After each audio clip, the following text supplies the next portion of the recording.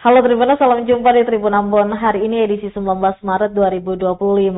Selama beberapa menit ke depan, kami akan menghadirkan sejumlah informasi terupdate dari Kota Ambon dan sekitarnya. Bersama saya Tanita Patesina dan inilah Tribun Ambon hari ini. Kita mulai dengan berita pertama. Bodi Mailuhu dilantik lengkapi komposisi 35 anggota DPRD Kota Ambon. Bodi Mailuhu telah mengambil sumpah dan dilantik sebagai anggota DPRD Kota Ambon pada Selasa 18 Maret 2025. Politisi Partai Nasdem itu dilantik oleh Ketua DPRD Kota Ambon, Morris Tamaela, berdasarkan surat keputusan Gubernur Maluku, Hendrik Lawerisan nomor 858 tahun 2025. Morris mengatakan dengan dilantiknya Mailuhu, maka lengkap sudah komposisi 35 anggota DPRD Kota Ambon saat ini. Pasalnya satu kursi dari Partai Nasdem sebelumnya mengalami kekosongan karena pemenangnya Iren Mauren Rusal telah meninggal dunia sebelum dilantik dan kini diganti oleh Bodi Mailuhu. Adapun pelantikan ini disaksikan oleh Wali Kota dan Wakil Wali Kota Ambon, Forkopimda Kota, anggota DPRD, pimpinan dan anggota KPU, serta Bawaslu Kota Ambon, juga pimpinan OPD lingkup pemerintah Kota Ambon. Istri dan anak keluarga besar Bodi Mailuhu, serta jajaran Partai Nasdem, juga turut menyaksikan momen istimewa yang berlangsung di ruang rapat paripurna DPRD Kota Ambon itu. Masa jabatan 2024-2029. Pada hari ini, saya, Ketua Dewan Perwakilan Rakyat Daerah Kota Ambon, akan memandu pengucapan sumpah janji saudara sebagai anggota Dewan Perwakilan Rakyat Daerah Kota Ambon masa jabatan 2024-2029. Oleh karena itu, saya bertanya kepada saudara, apakah saudara bersedia mengucapkan sumpah janji? Bersedia. Menurut agama apa? Kristen Protestan. Dengan demikian, saya akan memandu pengucapan sumpah janji saudara menurut agama Kristen Protestan. Selanjutnya, perlu saya ingatkan bahwa sumpah janji yang akan saudara ucapkan ini adalah mengandung tanggung jawab. DPRD Maluku Tengah menggelar rapat dengar pendapat membahas polemik masyarakat negeri Haya dengan PT Waragonda. DPRD Kabupaten Maluku Tengah menggelar rapat dengar pendapat atau RDP dengan sejumlah stakeholder memediasi polemik yang terjadi antara langsung di ruang paripurna DPRD Maluku Tengah pada Selasa 18 Maret 2025. RDP tersebut turut dihadiri Komisaris Perusahaan, Sarvan Ode, Saniri Negeri Haya, Gerakan Masyarakat Adat Negeri Haya atau Gemah, Dinas Lingkungan Hidup Maluku Tengah, serta Dinas Penanaman Modal dan Pelayanan Terpadu Satu Pintu Maluku Tengah. Rapat gabungan komisi tersebut dipimpin langsung oleh Wakil Ketua DPRD Maluku Tengah Arman Mualo, didampingi Wakil Ketua Z. Latukar Lutu. Saat membuka rapat, Arman Mualo mengharapkan RDP siang itu bisa berjalan secara kondusif agar semua pihak bisa menyampaikan pandangannya. Terlebih, ia turut menyampaikan hasil pertemuan dengan Polres Maluku Tengah, di mana kata Mualo secara resmi pimpinan DPRD Maluku Tengah telah melakukan mediasi secara persuasif, membahas permintaan masyarakat untuk penangguhan penahanan 2 tersangka atas kasus pembakaran perusahaan PT WMP itu. Saat ini proses hukum telah terjadi di Polres Maluku Tengah. Kata Kapolres, ada kejadian hukum yang telah terjadi sehingga tidak bisa diintervensi secara jauh. Sehingga ia mengimbau agar situasi rapat ini bisa berjalan dengan baik dan menghasilkan keputusan-keputusan terbaik untuk semua pihak. Ia juga meminta agar tidak boleh ada intonasi suara yang tinggi, tidak boleh mencari-cari kesalahan. Di sisi lain, selaku pembicara pertama mewakili masyarakat negeri Haya, Ali meminta DPRD agar mengeluarkan rekomendasi agar kedua tersangka dikeluarkan tanpa syarat. Hal tersebut sejalan dengan sikap Polda Maluku dan Polres Maluku Tengah saat melakukan buka puasa di negeri Haya dengan agenda deklarasi damai. Sehingga ia merasa jika ditindaklanjuti dengan pembebasan keduanya, maka membuktikan bahwa kepolisian benar-benar mencintai masyarakat dan tidak ada keberpihakan ke yang lain. Ali juga mengingatkan kembali sebagai anak adat, siapapun yang merusak tatanan adat harus diberi denda. PT Waragonda harus mengganti rugi terhadap pengrusakan sasi adat.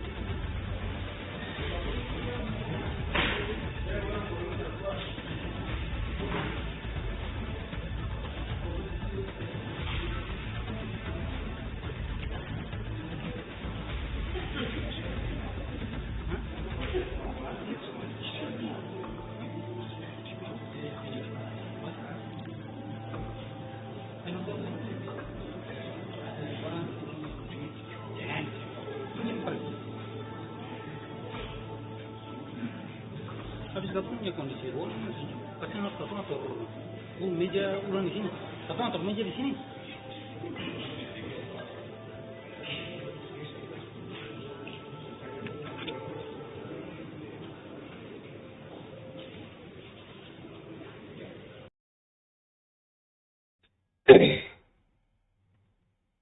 Kita beralih ke berita selanjutnya. Kekurangan fasilitas menjadi alasan Dinas Sosial Kabupaten Serang bagian Timur belum melakukan evakuasi ODGJ di Bula.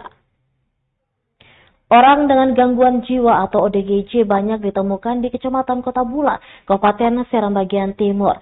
Keberadaan mereka yang bebas berkeliaran dianggap meresahkan warga. Menanggapi hal itu, Dinas Sosial Kabupaten SBT telah berencana untuk mengevakuasi ODGJ tersebut. Namun, sayangnya belum ada fasilitas tempat yang mendukung. Hal ini disampaikan Kepala Dinsos Adam Rumbalifar saat diwawancarai tribunambon.com di ruang kerjanya pada Selasa 18 Maret 2025. Ia mengaku penanganan ODGJ bisa saja dilakukan, namun kekurangan fasilitas menjadi alasan pihaknya belum bisa mengambil langkah penyelesaian. Sebab kata dia, untuk penanganan semacam itu harus disediakan ruangan khusus atau ruangan isolasi untuk menampung ODGJ. Lebih lanjut dijelaskannya, kondisi ini semakin diperparah dengan adanya instruksi Presiden perihal efisiensi anggaran di setiap instansi. Hal ini membuat pihaknya tak bisa berbuat banyak. Ia berharap ke depannya pihaknya bisa disediakan fasilitas yang memadai untuk proses evakuasi bisa dilakukan. Diketahui Dinsos Kabupaten Serang bagian Timur hingga kini belum memiliki fasilitas apapun, termasuk ruang isolasi hingga kendaraan dinas.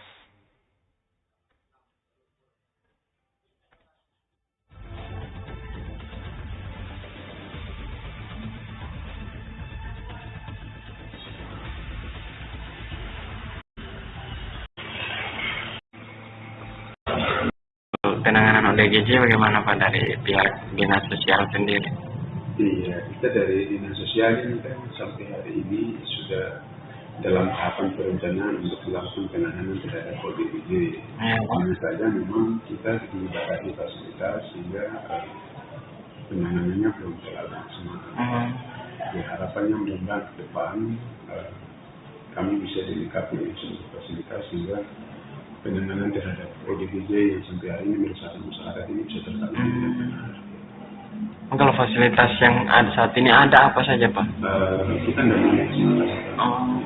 Dinas Sosial sampai hari belum punya fasilitas apa-apa kaitannya dengan penanganan. Kami berharap paling tidak di RSU atau di Puskesmas bisa ada punya ruangan isolasi sehingga kita melakukan penanganan awal sebelum pada akhirnya kita mengeksekusi orangnya untuk direkomendasikan ke RSKD di dunia. Siap. Ya.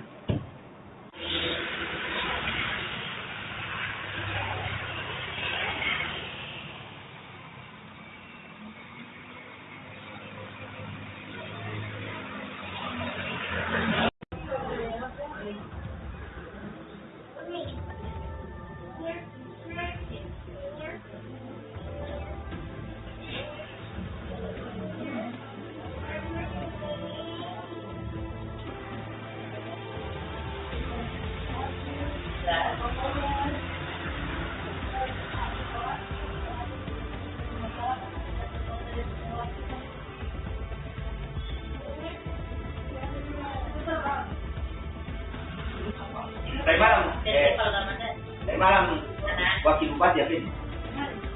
Baik. Ya, masalah dia kan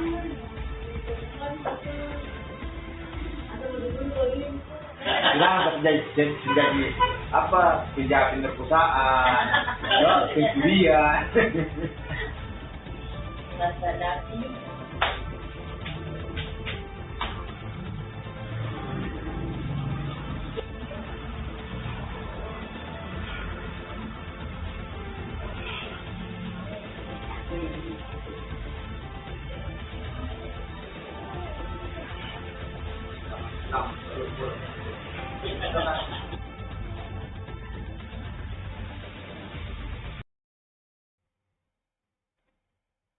Tribunas Kantor Unit Penyelenggaraan Pelabuhan Kota Tual menyiapkan sebanyak 14 kapal untuk melayani mudik Lebaran 2025.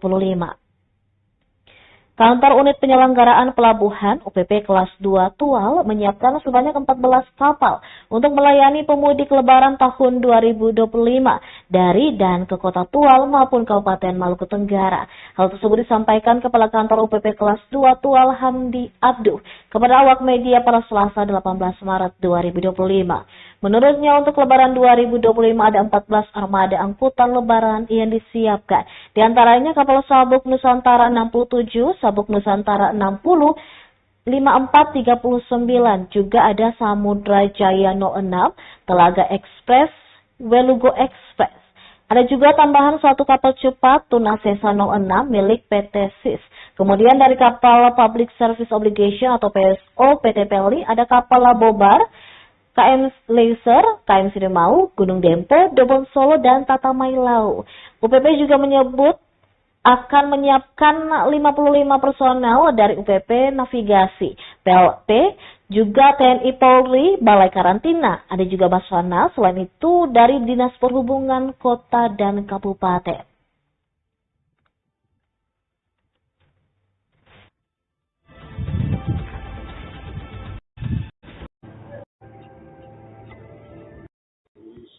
Balai Karantina, ada juga Basarnas.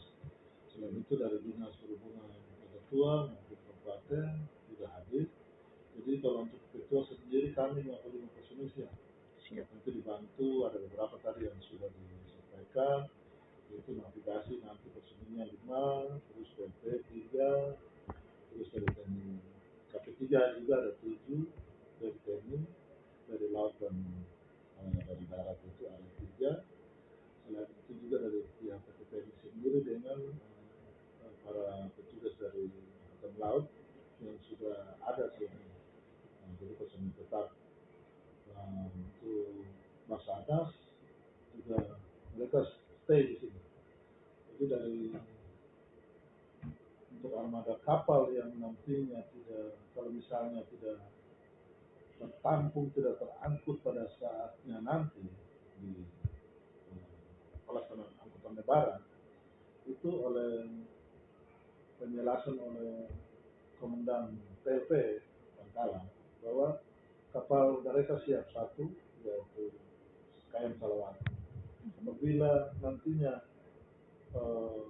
tidak terangkut pada saat menjelang hari H dan itu sifatnya urgent seputaran masih di wilayah-wilayah terdekat Kota Tua kayak Tayandu ataupun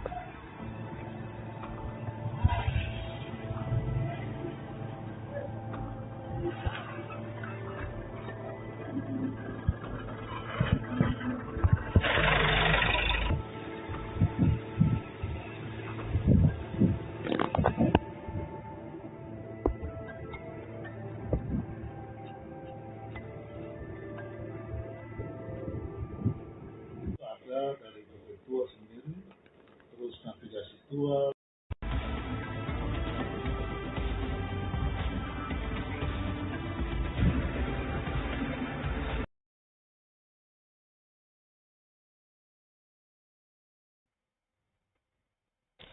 Gandeng Los Cendekia Maluku OJK menggelar buka puasa dan berbagi dengan 70 anak yatim. Otoritas Jasa Keuangan OJK Provinsi Maluku menggelar buka puasa dan berbagi bersama anak yatim di Kota Ambon. Kegiatan ini berkolaborasi dengan Lembaga Amil Zakat atau LAS Cendekia Maluku, berlangsung di lantai 5 kantor OJK Jalan R.A. Kartini, Sirimau, Kota Ambon. Kepala OJK Maluku Andi Muhammad Yusuf mengatakan total ada 70 anak yatim yang ikut kegiatan ini, serta mendapat bantuan paket sembako Ramadan. Hal serupa juga disampaikan Direktur LAS Cendekia Maluku Abdul Rifal Pulo. Ia mengatakan kolaborasi ini semata-mata sebagai bentuk untuk meningkatkan keimanan dan juga ketakwaan dalam bulan Ramadan. Abdul Rifal pun mengucap terima kasih kepada OJK Maluku atas kerjasama yang telah berlangsung dalam acara ini. Dia berharap agar ada keberkahan dari acara buka puasa dan berbagi bersama ini. Adapun para anak yatim yang terlibat dari Yayasan Al-Madinah Warah dan Yayasan Itakfala di Kebun Cengkeh.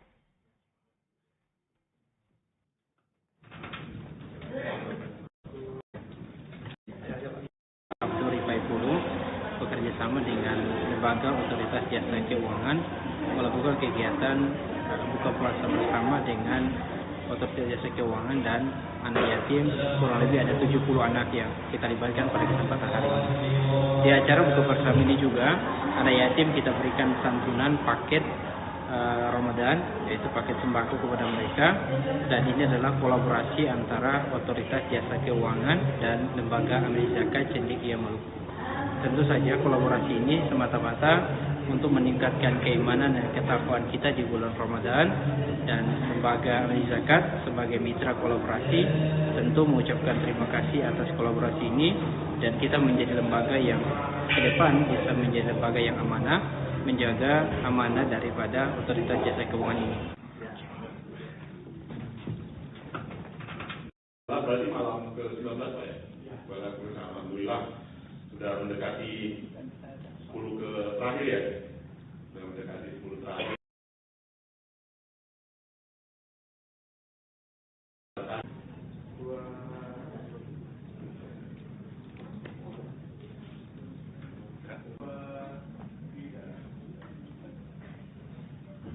Terima kasih Bapak Ibu. Oke, ini ya, nggak tulis itu ya. Saya tulisnya lebih saya. Bapak Ibu tentu saja terlalu banyak ini ya, hal yang mungkin kami dan alhamdulillah ada momen Ramadan.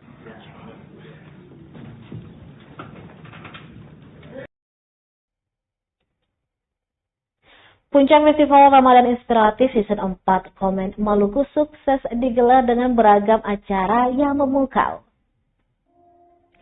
Puncak Festival Ramadan Inspiratif yang diselenggarakan oleh Community Empowerment atau Komen Maluku bekerjasama dengan Dewan Masjid Indonesia atau DMI Maluku sukses menyuguhkan serangkaian acara yang memukau dan juga syarat makna.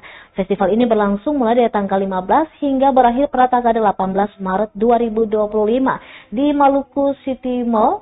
Maksud kami di Mall Ambon City Center atau ACC, mengusung tema membangun generasi Quran yang menginspirasi, bertalenta dan berakhlak mulia untuk masa depan yang gemilang. Kegiatan ini telah menjadi agenda tahunan sejak 2022 dan menyasar peserta dari berbagai jenjang usia, mulai dari anak-anak hingga orang dewasa. Kali ini diikuti 380 peserta yang terbagi dalam 7 mata lomba. Dalam puncak acara ini sekaligus diumumkan para pemenang dan penyerahan penghargaan dari berbagai mata lomba. Tak kalah menarik, penganugerahan Ramadan Inspiratif juga diberikan kepada individu atau kelompok yang telah memberikan kontribusi positif kepada masyarakat sebagai bentuk apresiasi terhadap acara yang berlangsung dan menginspirasi banyak orang. Ketua Panitia Arman Juma mengatakan bahwa kegiatan ini bertujuan untuk mempererat tali persaudaraan antar masyarakat, sekaligus memperkenalkan nilai-nilai kebersamaan dan kebaikan di bulan suci Ramadan. Dengan harapan festival ini menjadi sarana untuk generasi dapat berkompetisi dan mempererat silaturahmi di bulan Ramadan ini. Usai kegiatan ini, Komen berkolaborasi dengan YBM PLN dan PMI Provinsi Maluku juga memberikan santunan kepada peserta dan panitia yang tergolong anak yatim piatu. Saya Arman Juma, Ketua Panitia Kegiatan Festival Ramadan Inspiratif yang diselenggarakan oleh Community Empowerment berkolaborasi dengan Dewan Masjid Indonesia. Dan ini alhamdulillah sudah merupakan hari penutupan kegiatan kami. Dan hari ini kami mengundang Pak Wali Kota Ambon yang tadi sudah diwakili oleh Sekretaris Daerah Kota Ambon. Tadi sempat kami melakukan santunan anak yatim untuk teman-teman manusia dan peserta yang merupakan anak yatim.